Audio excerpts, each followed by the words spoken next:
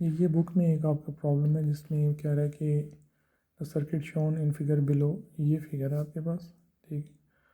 Is to be use to test the 15 volt source. इसका purpose क्या है इस सर्किट का कि ये 15 वोल्ट की जो आपको डीसी सोर्स नज़र आ रही है इसको टेस्ट करने के लिए बनाया गया है। Used to test the 15 volt source by drawing 3 different values of the current from it as the switch is put in the 3 positions shown, ठीक।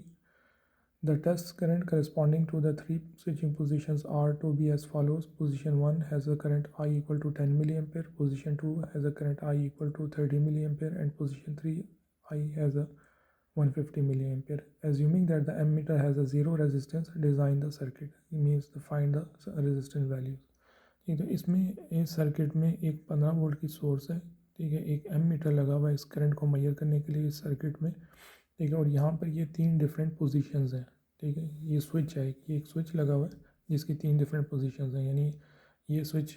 पोजीशन 1 पे कनेक्ट हो सकता है, यहाँ पर पोजीशन 2 पे कनेक्ट हो सकता है, यहाँ पर पोजीशन 3 पे कनेक्ट हो सकता है, यानी एक टाइम पे ये किसी एक लोकेशन पे होगा, इधर लोकेशन 1 पे,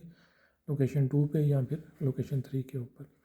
ठीक है। अब वो कह रहे हैं कि आप ये 3 रेजिस्टेंसेस की वैल्यूज़ फाइंड आउट करें कि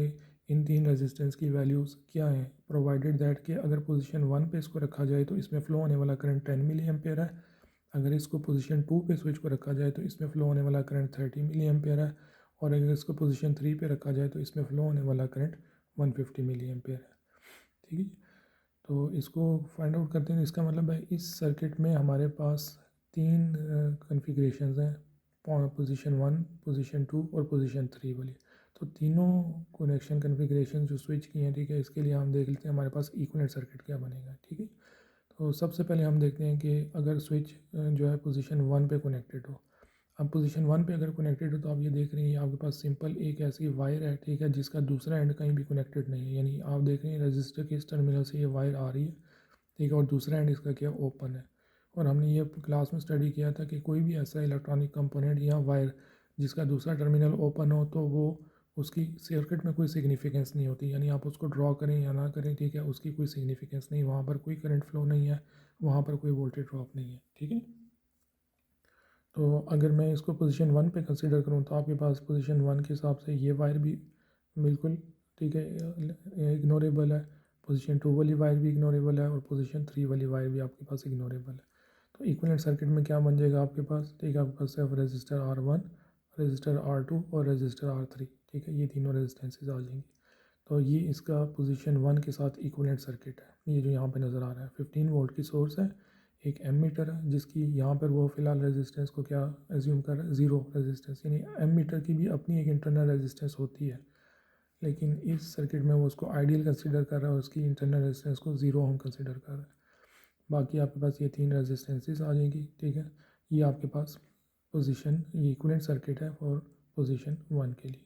अगर पोजीशन 2 पे देखें तो आपके पास, अगर पोजीशन 2 पे इसको कनेक्ट करें तो आपके पास ये रजिस्टर जो R3 था इसके क्रॉस एक वायर ऐसे कनेक्ट हो जाती है, ठीक है, ये इस तरह, क्योंकि जब ये स्विच क्लोज होगा यहाँ पे तो ये वायर रजिस्टर R3 के पैरेलल कनेक्ट हो जाएगी, ठीक है, यानी इसको अगर मैं ये देखूँ तो ये इक्विवेलेंट इफेक्ट उसका आएगा, ठीक है, R3 के क्रॉस, ठीक है, स्विच कनेक्ट होने की वजह से ये पैरेलल में जो वायर यहाँ R2 से यहाँ पे आ रही थी ये ओपन रहेगा टर्मिनल, इसलिए इसकी कोई सिग्निफिकेंस नहीं, इसको मैं ड्रॉ करूँ ना करूँ इसमें कोई वोल्टेज ड्रॉप, कोई करंट फ्लो नहीं है, ठीक है। तो अगर एक रजिस्टर, ठीक है, जिसके साथ पैरेलल में एक शॉर्ट वायर लगी हो, ठीक है, ये हम स्टडी करके आए थे कि हमेशा करंट सबसे ईजीएस्ट पाथ पे फ्लो करती है, तो शॉर्ट सर्किट की रेजिस्टेंस आइडियली ज़ीरो ओम होती है, तो जो करंट होगी सारी की सारी वो इस ज़ीरो ओम के पाथ से फ़्लो कर जाएगी और R3 में से कुछ भी फ़्लो नहीं करेगा, इस वजह से हम R3 को इग्नोर कर सकते हैं, ठीक है। जब भी आपके पास शॉर्ट सर्किट के साथ पैरेलल में रेजिस्टेंस लगी होगी तो उनमें से कभी भी करंट फ्लो नहीं करेगा, ठीक है, हमें सारा का सारा करंट आपके पास या पाथ जो बनेगा करंट फ्लो का वो हमेशा शॉर्ट पाथ से बनेगा, ठीक है।